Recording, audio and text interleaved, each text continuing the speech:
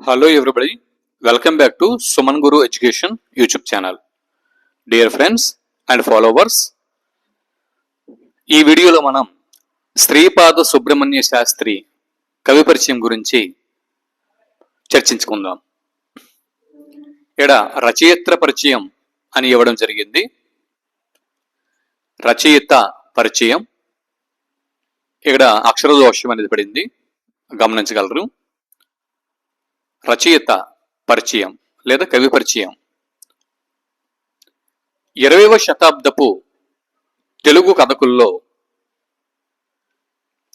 విశిష్టంగా చెప్పుకోదగ్గ రచయితలలో శ్రీపాద సుబ్రహ్మణ్య శాస్త్రి గారు ఒకరు. ఈయన ఎక్కడ జన్మించారంటే తూర్పుగోదావరి జిల్లా. శ్రీపాద సుబ్రహ్మణ్య శాస్త్రి గారు తూర్పుగోదావరి జిల్లాకి చెందినవారు. తూర్పుగోదావరి జిల్లాలోని పొలమూరు గ్రామంలో జన్మించారు. తూర్పుగోదావరి జిల్లా పొలమూరు గ్రామంలో జన్మించారు. మరి వీరి తల్లిదండ్రుల పేర్లు, తల్లి పేరు మహాలక్ష్మి సోదమ్మ. ఇక్కడ అక్షర దోషం పడింది చూడండి. అంటే టెక్నికల్ ప్రాబ్లమ్స్ వల్ల కొన్ని అక్షర దోషాలు వస్తున్నాయి, కావాలని చేస్తుంది కాదు, మీరు గమనించగలరు. మహాలక్ష్మి సోదమ్మ, తండ్రి పేరు లక్ష్మీపతి సోమయాజులు. లక్ష్మీపతి సోమయాజులు. మహాలక్ష్మి సోదమ్మ, లక్ష్మీపతి సోమయాజులు వీరు శ్రీపాద సుబ్రహ్మణ్య శాస్త్రి గారి తల్లిదండ్రులు.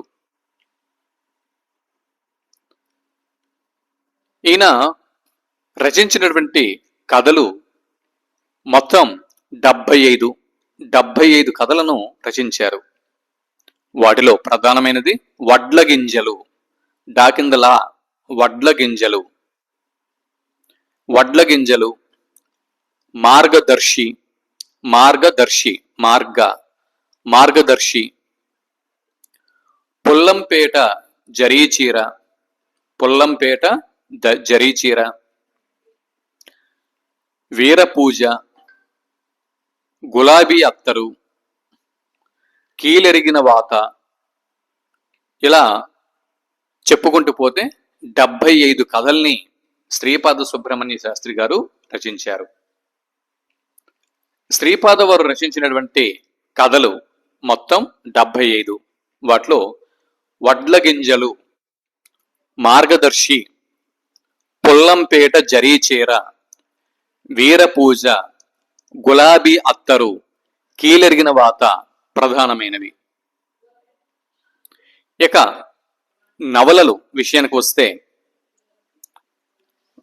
ఎన్నో నవలలు రచించినప్పటికీ ప్రధానమైనవి మిథునానురాగం మరియు శ్మశాన వాటిక. మిథునానురాగం, శ్మశాన వాటిక మొదలు అనేకమైన నవలల్ని రచించారు. ఈయన కొన్ని నాటకాల్ని కూడా రచించారు. వాటిలో చెప్పుకోదగినవి ప్రేమపాశం, రాజరాజు, రక్షాబంధనం అన్నవి ప్రధానంగా చెప్పుకోదగ్గ నాటక గ్రంథాలు. ఇక వైద్యశాస్త్ర గ్రంథాల విషయానికి వస్తే ఈయన ఆయుర్వేద యోగ ముక్తావళి అనేటటువంటి వైద్యశాస్త్ర గ్రంథంని రచించారు. దీంతో పాటు మరిన్ని ఎన్నో వైద్యశాస్త్ర గ్రంథాలు రచించారు. అయితే వాటిలో ప్రధానంగా చెప్పుకోదగినది ఆయుర్వేద యోగ ముక్తావళి.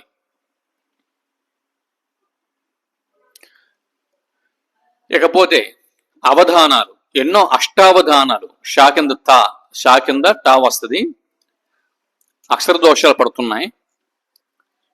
ఇది టెక్నికల్ ప్రాబ్లము, అడ్జస్ట్ అవ్వండి. ఎన్నో అష్టావధానాలు చేసి కనకాభిషేకం కూడా అందుకున్నారు. ఇప్పుడు 1891 ఏప్రిల్ 23వ తేదీన కనకాభిషేకం అందుకున్నారు. శ్రీపాద వారి వచనము తెలుగు వారికి, తెలుగుతనానికి నారాయణ కవచము అని మల్లాది రామకృష్ణ శాస్త్రి గారు శ్రీపాద వారిని శ్లాఘించారు లేదా కొనియాడారు?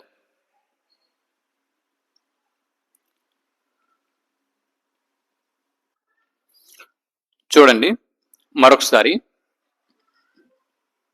రచయిత పరిచయం. కాంపిటేటివ్ ఎగ్జామ్స్, ముఖ్యంగా ఏపీ టెట్ అవ్వచ్చు, లేదా ఏపీ డిఎస్సి అవ్వచ్చు, లేదా అసిస్టెంట్ ప్రొఫెసర్స్ అవ్వచ్చు, లేకపోతే DLs, JLs, UGC, NTA, net, ఇలా పలు పోటీ పరీక్షల్ని మనం పరిశీలన చేస్తే వాటిలో ఆధునిక కవులు, వారి పరిచయాలు అన్న అంశంలో భాగంగా బిట్స్ అనేవి రావచ్చు. శ్రీపాద సుబ్రహ్మణ్య శాస్త్రి గారు ఏ జిల్లాకు చెందినవారు అనేది గుర్తుపెట్టుకోవాలి. తూర్పుగోదావరి జిల్లా. తూర్పుగోదావరి జిల్లాలోని పొలమూరు గ్రామానికి చెందినవారు. శ్రీపాద సుబ్రహ్మణ్య శాస్త్రి గారు తూర్పుగోదావరి జిల్లాకి చెందినవారు. వీరి అమ్మగారి పేరు మహాలక్ష్మి సోదెమ్మ, తండ్రి పేరు లక్ష్మీపతి సోమయాజులు. మహాలక్ష్మి సోదెమ్మ, తండ్రి పేరు లక్ష్మీపతి సోమయాజులు. ఇక్కడ బిట్స్ అనేవి రావచ్చు.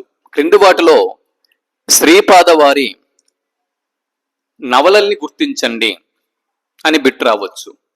మిథునానురాగం మరియు శ్మశాన వాటిక అనేవి శ్రీపాద వారి నవలలు. లేదా శ్మశాన వాటిక అన్న నవల ఎవరు రచించారు క్రింది వారిలో? శ్రీపాద వారు. మిథునానురాగంను ఈ నవలని ఎవరు రచించారు? శ్రీపాద వారు. ఏపీ టెట్లో, అంటే ఏపీ టెట్ కోసం ప్రిపేర్ అయ్యేవారు, ఏపీ డిఎస్సి కోసం ప్రిపేర్ అయ్యేవారు ప్రధానంగా వీటిని గమనించాలి. మరి శ్రీపాద వారి అంటే వడ్ల గింజలు అన్నది ఏ సాహిత్య ప్రక్రియకి చెందుతుంది? కథా సాహిత్య ప్రక్రియకి చెందుతుంది. మార్గదర్శి అన్న కథని ఎవరు రచించారు? శ్రీపాద వారు. పుల్లంపేట జరీచీర అన్న కథని ఎవరు రచించారు? శ్రీపాద వారు.